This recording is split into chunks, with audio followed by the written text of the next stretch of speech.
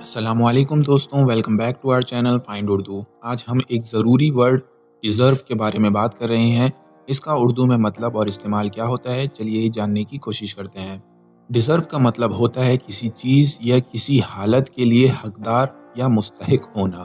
جب کوئی شخص کسی اچیومنٹ، ریوارڈ یا اپارچونٹی کے لیے حقدار ہو تو ہم اسے ڈیزرو کہتے ہیں۔ فار ایگزامپل، اگر کسی اسٹوڈنٹ نے محنت کی اور اس کو اچھے مارکس ملے تو ہم کہہ سکتے ہیں کہ اس نے اچھے مارکس ڈیزرو کیے ہیں۔ She deserves the promotion due to her dedication and hard work۔ وہ عزت اور محنت کی وجہ سے پروموشن ڈیزرو کرتی ہے۔ ڈیزرو ایک ٹرم ہے جو کسی شخص یا چیز کو ان کی محنت، کوالٹیز یا سرکمسٹینسز کے مطابق حاصل کیا جاتا ہے۔ They absolutely deserve that award because of their contributions۔ وہ اس ایوارڈ کے لیے بالکل ڈیزرو کرتے ہیں اپنی کنٹریبیوشن کی وجہ سے۔